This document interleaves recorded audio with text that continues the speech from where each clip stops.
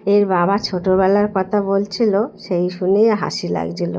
ওর মা নাকি রান্না করে রেখে কোথায় গেছিলো, আর ওদের এত জোরে খিদে পেয়েছে, ওদের মানে কি এর বাবা বিশেষ করে এত ভয় ছিল, আর সারাদিন খেতে না দিলেও কিছু বলতো না, এরকম একটা ছিল।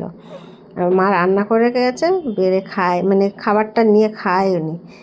এসে দেখে ওর মা চোখ মুখ উল্টে কেমন করছে খিদের জন্যে।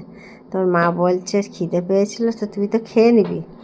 কী করেছে, খায়ও নি আর মাকে বলিও নি, চুপচাপ রয়েছে। এত লজ্জা ছিল আর লাজুকেও ছিল। আর এখন সেই মানুষ এত বক বক বক বক করে, মানে সবাইকে যেখানেই থাকবে সবাইকে হাসাবে। আমাকে তো অনেক লোক বলে যে বাবা তুমি কী করে থাকো, এত বকর বকর বকর বকর করে, তেমন হাসায়। এই হচ্ছে। আর এই গাছটা দেখুন কি সুন্দর, সব পাতাগুলো ঝরে এখন কচি কচি পাতা বেরোচ্ছে, একদম ফাঁকা লাগছে। আর এই স্কুলটা না মাধ্যমিক পরীক্ষা শেষ হয়ে গেলে উচ্চ মাধ্যমিক পরীক্ষা শুরু হয়েছে। আর এই কাক পাখিগুলো এসে এসে তো এই গাছটায় বসতো, এখন বেচারিগুলো আসে কেমন একটা লাগে।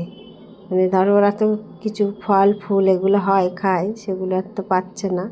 তবে এই গাছটায় জানেন তো, যখন ফলগুলো হয় না তখন কি সুন্দর সুন্দর পাখি আসে, ছোট্ট ছোট্ট বড় বড় পাখি, বেশ দেখতে ভালো লাগে। আমি তো যখন ওই ফলগুলো পাকে না তখন পাখিগুলো খুব আসা যাওয়া করে, আর আমি রান্না করে আর শুধু ওদিকেই তাকিয়ে থাকি, বোধহয় এই পাখিটা এলো ওই পাখিটা এলো, কী সুন্দর।